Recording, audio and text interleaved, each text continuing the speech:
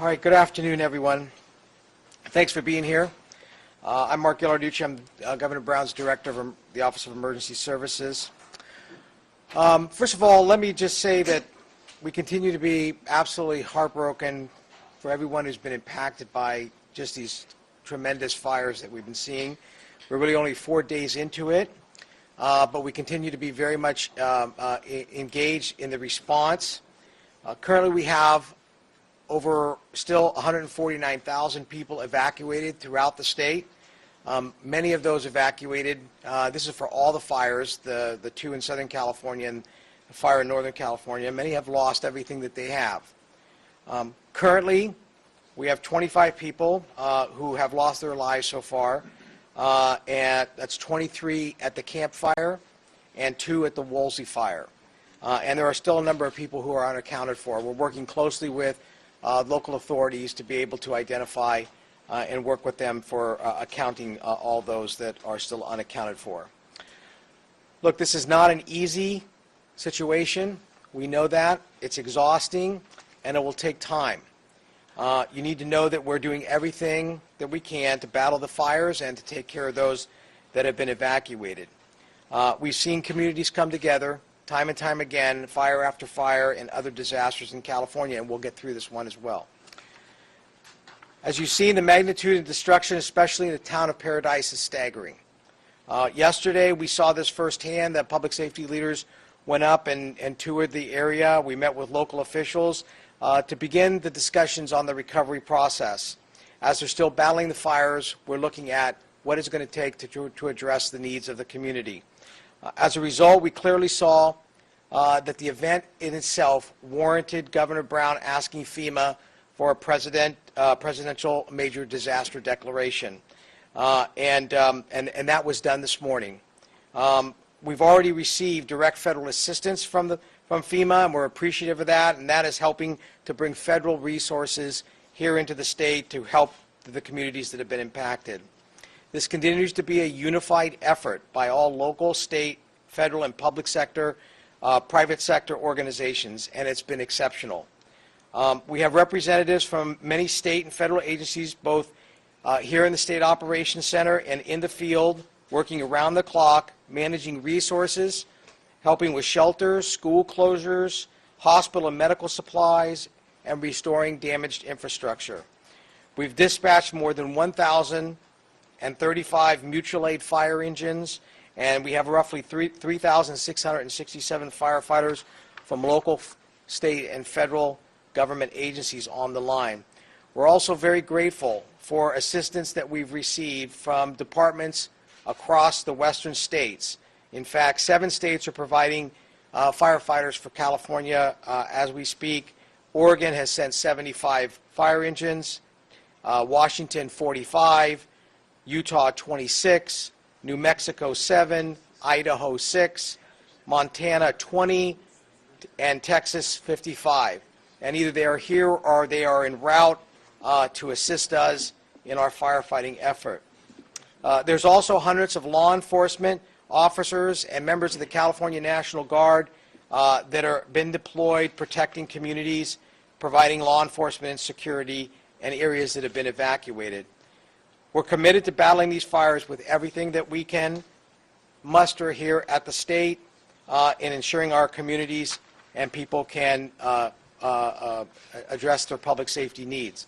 In the coming days, we're going to continue to work with local government to set up local assistance centers. These centers will be a place where individuals who have been impacted by these fires can come and start to discuss receiving appropriate assistance.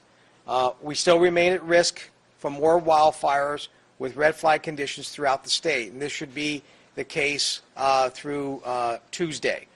So it's very, very important that in the meantime you take care of yourself and your family. You be vigilant for potential notices for additional evacuations, and listen to local authorities as they share information with you. Keep in mind, recovery is a long journey, but we will continue to get through it.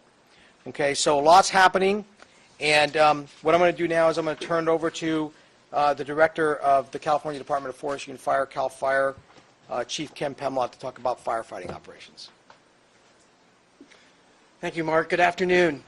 Just a quick update, and actually we, public safety leadership here, personally visited the incident command post for the Woolsey fire and the Hill fire in Ventura County this morning. Received a direct briefing from the incident command staff and met with some local officials. As you've heard, we are really just in the middle of this protracted weather event and this fire siege. We are looking at dry conditions through at least the end of next week and into the next weekend. Even when the wind, forecasted wind subsides as forecasted towards the middle of this week, we are still looking at very low humidities, very dry conditions, vegetation that is critically dry from all summer. So the fire conditions will continue to exist until we get some sort of appreciable rainfall or precipitation to change that. So we are in this throughout California until further notice. And so with that, we continue to move resources. As of this afternoon, we are basically battling three major fires. The Camp Fire in Butte County, which is 111,000 acres and 25% contained. The Hill Fire and the Woolsey Fire, both starting in Ventura County at approximately the same time and burned into Los Angeles County. The Hill Fire, great progress to report today, 70% contained, 4,531 acres. The Woolsey Fire continues to be a major fire, has burned into Malibu, is at the Pacific Coast Highway, and continues to be a threat to Topanga Canyon and many other communities in Los Angeles and Ventura County. So we continue to move resources around the state to engage these existing fires, but we are looking ahead to what the potential is for the next set of fires that could occur. As this wind event moves throughout Southern California, we are now looking towards the Inland Empire, Riverside, San Bernardino counties, and San Diego. Is that where this wind will intensify and surface for the next several days? So again, we continue to monitor. We're providing resources. Every available aircraft, aviation or aerial firefighting aircraft in the country is available to California, and we are utilizing those resources. Aircraft are flying. In some cases, they're able to fly at night. In the Southern California fires, they're all being utilized to the fullest extent that it's possible, understanding conditions change at times, and they may not be able to fly due to high winds or zero visibility over the fire. But we're in this for the long haul. We have, again, firefighters deployed throughout the state, working with many, many partners, and we'll continue to do that until these conditions subside. So with that, I'd like to introduce Governor Brown. I want to thank all the firefighters and first responders, the Highway Patrol, the National Guard, everyone who's worked so hard under very, very trying conditions. And our thoughts and our prayers are with those who've lost loved ones, members of their family, neighbors, and friends.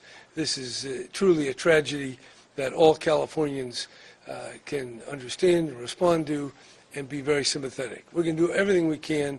We're requesting presidential declaration, funding coming from the federal government. Of course, there will be efforts from the state government as well. It's a time to pull together and work through this tragedy. The way I would describe it, and I'm going to amend something I said before, this is not the new normal, this is the new abnormal. And this new abnormal will continue, certainly in the next 10 to 15 to 20 years. And unfortunately, the best science is telling us that dryness, warmth, drought, all those things, they're going to intensify. Predictions by some scientists are that we've already gone up 1 degree. I think we can expect a half a degree, which is catastrophic, over the next 10 to 12 years. So we have a real challenge here, threatening our whole way of life. So we got to pull together. People have ideas, whether it's forest management or how to do our fire prevention. Great, let's hear about them. And we're going to have to invest more and more in adaptation. When we talk about things like the climate and the warming climate, and we talk about words like adaptation, that's what we're talking about. And it's not millions, it's billions and tens and probably hundreds of billions, even in the span of a few years. So we've got lots of work to do. It is a time of sadness, but also one to reflect on where we are and just resolve to pull together and do everything we can to help those in need and to take the steps to minimize and mitigate the damage that's so obvious. Thank you. Are there any questions for Governor Brown? Yeah. We're here again a few months after you last spoke to a group of reporters, and 25 more people are dead. Is the state doing enough to hold investor-owned utilities accountable and to help residents prepare to leave if they have to? Well, we don't know the cause of this fire, and the town of Paradise certainly had a lot of preparation, but we're dealing with existential conditions that once they take off, there's a certain amount of dryness in the vegetation, in the soil, in the air, then the winds get up 50, 60 miles an hour. This is what happens, and we have to keep understanding it better, but we're in a new abnormal, and things like this will be part of our future, and this won't be the beginning. It'll be things like this and worse. That's why it's so important that we take steps to help communities, to do prevention and then adaptation to the extent we can. Some of that's forest management, some of it is vegetation management, but even with all of that, you have to have escape routes and ways to identify people and to notify them. So we're trying all that, but we're getting caught up here in a changed world that not so many people were aware of or were thinking about. So I'd say people, they're doing the best they can, but it's not good enough. We're going to have to do a lot more. Yes? How many people are unaccounted for? That I would ask Mark.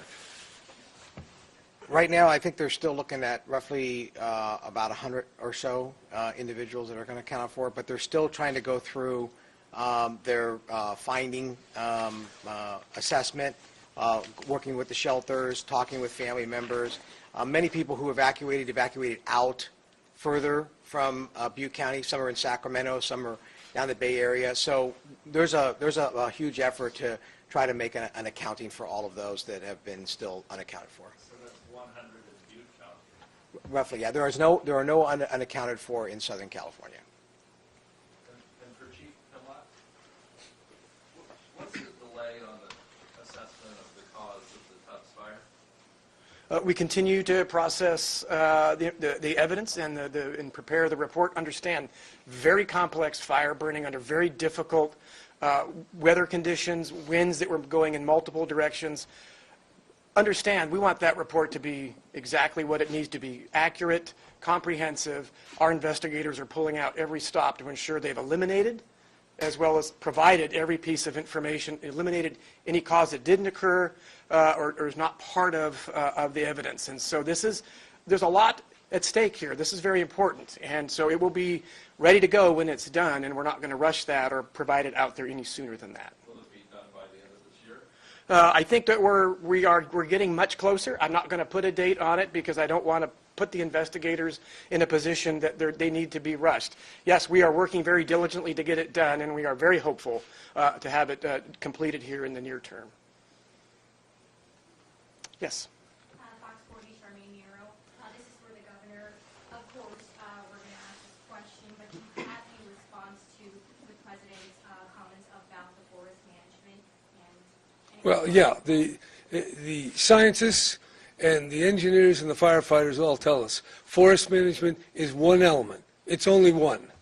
And we have to take care of the whole range of threats and conditions and actions that are part of our living with fire threats. And while we do more forest management, both the federal government, which has more land than the state government, and by private people in the state, we have to all do more.